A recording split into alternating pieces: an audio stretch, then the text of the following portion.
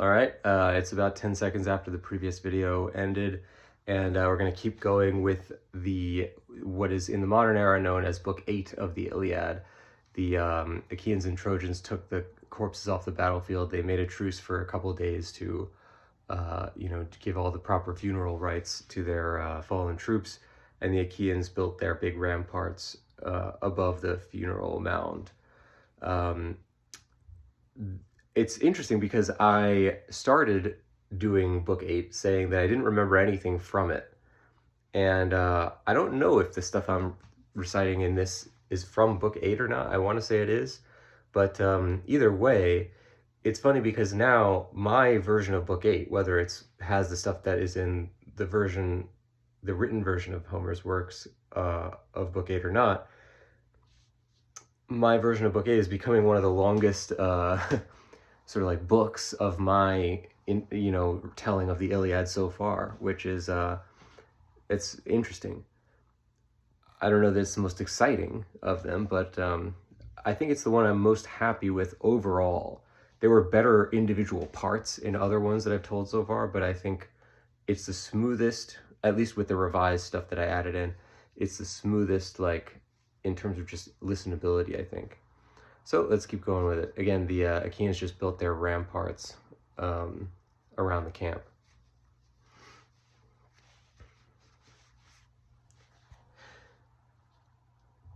And so, when the Achaeans had built that great earthworks and that great wooden project, the giant ramparts around their camp, spanning all the way from the ships of Achilles to the ships of Ajax, at one end of the Achaean camp to the other.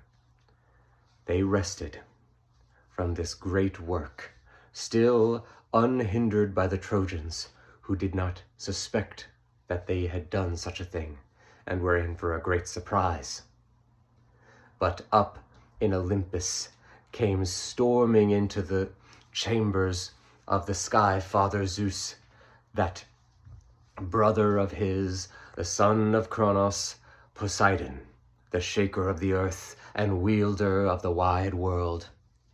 He came in and said, "Do you see, son of Kronos, my brother, what these overweening Achaeans have done? They, without consulting me, without offering any rams of sacrifice, or cutting the throat of a live animal above a fire, or offering any of that wrapped fat above the tender flesh and bones to the gods, they deign to create a giant wall out on the plain. No one will remember that great work that I and the son of Leto, your son Apollo, had created for Laomedon, curse his name. We had labored for 8 years creating that great work, serving under him, and creating that giant god-built burg of Troy that they now so preciously defend, heaped up inside their city. No, these Achaeans deign to create a competing work right outside of ours, facing it, almost in sight of it, on the shores of the Trojan Sea.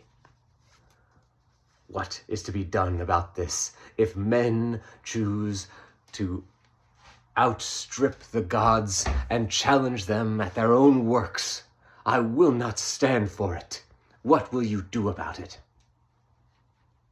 And so, that son of crooked-minded Kronos, Zeus, lord of the lightning and the dark cloud, smiled to himself and chuckled in his own way and said, "What is this, O shaker of the earth? If it were some minor god or demigod or dryad that came to me complaining, perhaps I would have ears, though I would not grant their plea, deigning over such a trivial thing.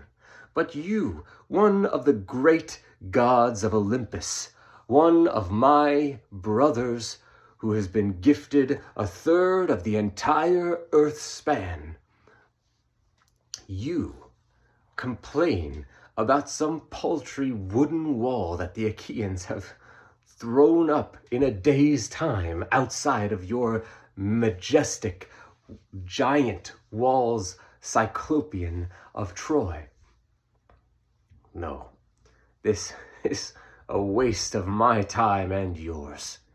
If you do not choose to allow this transgression to stand, then wipe it away. When the Trojans' burg has been entirely razed to the ground, you can do whatever you choose.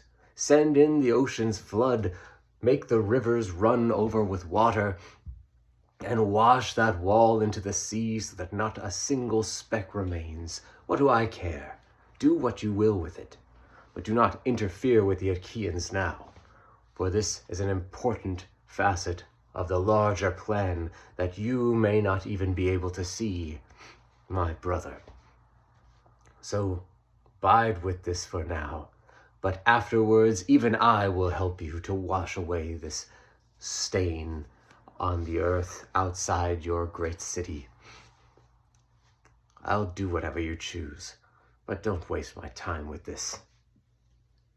And so that earth-shaker went away appeased, knowing that he would, once the city of Troy had been razed, and its women enslaved and brought to the various lands of Achaea, and all the children dashed from the walls, and the men slaughtered in their beds, or fighting naked or drunken from their revelries, all of them laid into the earth and dust heaped upon them.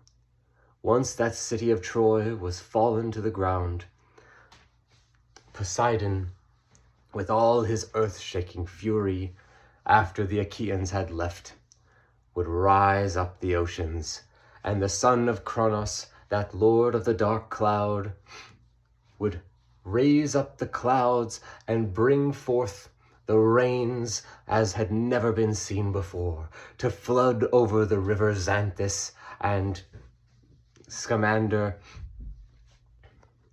and take the rivers all the way down to that wall of the Achaeans, bashing against it and creating waves that smashed against it, pushing it forward and backward, and taking all of the planks and all of the mounds of earth down with it into the rivers and out flowing into the sea.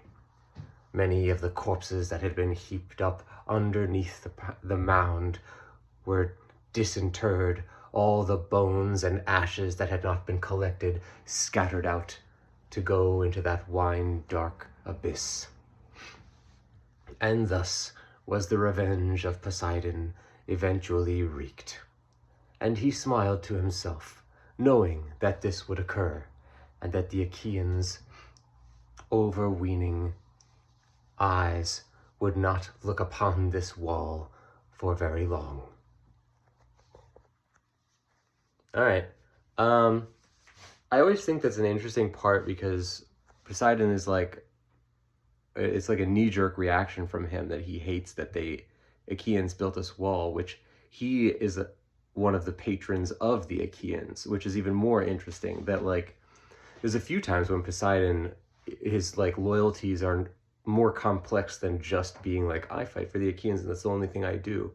And this is one of them. So he's upset because there's a story about Apollo and Poseidon, for various reasons, having to serve the king Laomedon, who I believe it was maybe after Heracles destroyed the city of Troy, which had already been destroyed once before by him.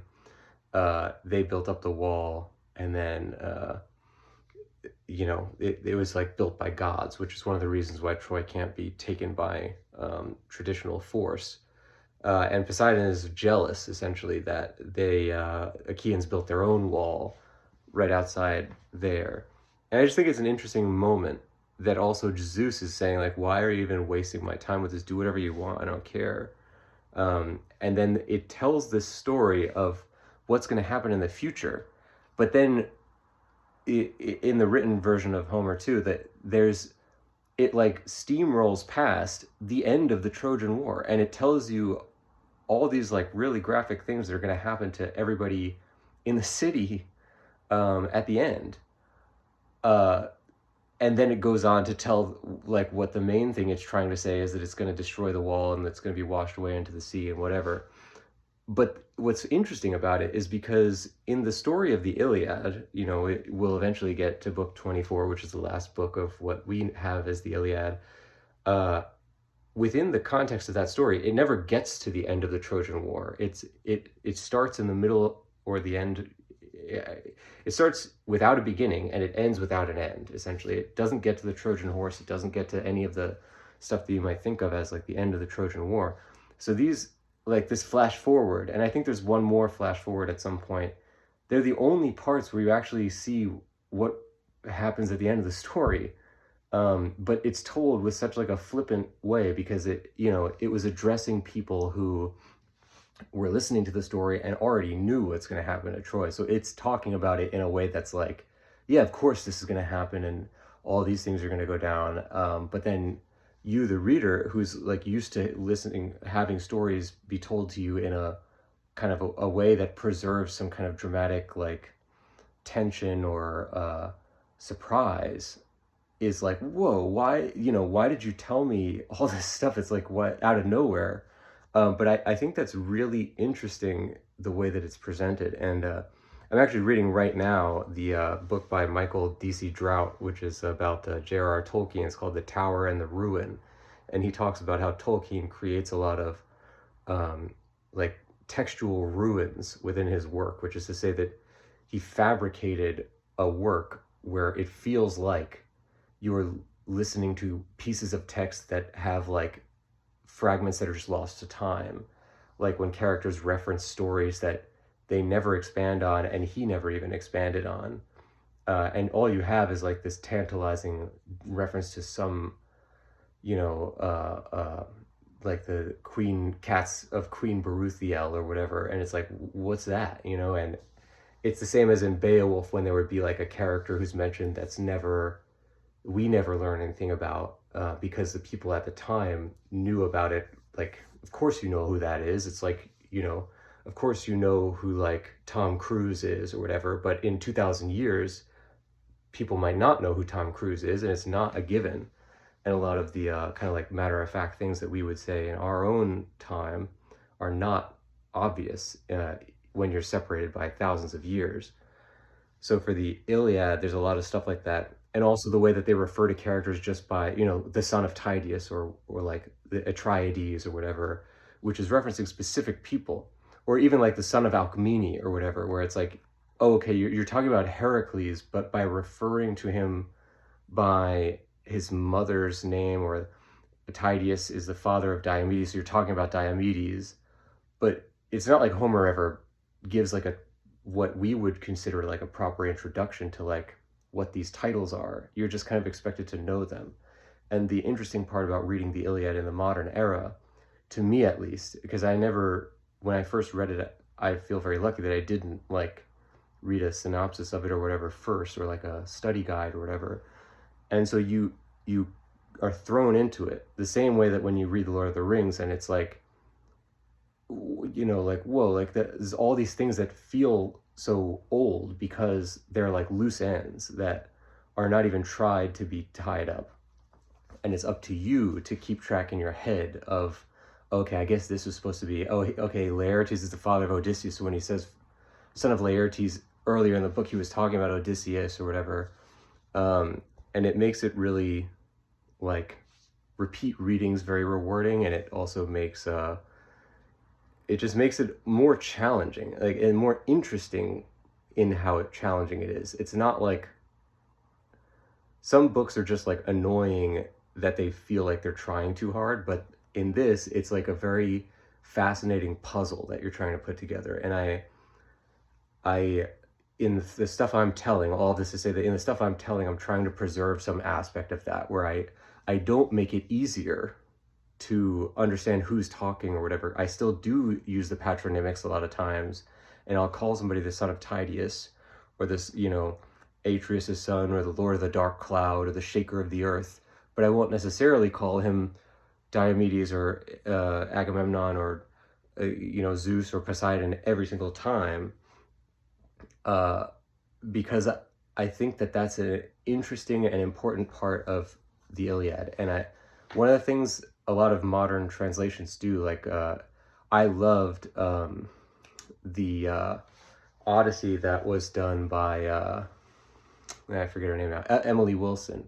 But then I didn't really love her Iliad, because I thought that she simplified too many of the things that I think are so interesting about the story in the service of like making it more understandable. But I think the part that's interesting about it is that it is like a challenge to read it, but not like, you should have a harder time reading the story. It's like if you played a game on very easy mode, like it's not fun to play it. It's not a thing about like, like, yes, there's an aspect where it's like you just want to get the story. And if you truly can't get through the game, then that's one thing. But if you are capable of playing the game on normal or on hard even, but even just normal, that's what they intended for it to be. And you play it on very easy, then you're kind of feeling like you're not properly being challenged or engaged. And that's what happens to me with certain translations where they try too hard to, when they change Achaeans and Danaans and whatever other words, they just change them all to Greeks. And I think that's like oversimplifying it. It's like in Lord of the Rings, if you called like the Rohirrim and the Gondorians and the, wild men and whoever, you just called them all the humans, and then you called everybody else the orcs. And it's like, okay, well, but now you're losing a lot of the interesting part of the story, like, I don't know. So all that to say, I really like that part of the Iliad where Poseidon's jealous about the wall, and it does this weird flash forward where you get like a second-hand look at the end of the story. And I hope I got that down. I think I did a decent job with it. So let's keep going with it.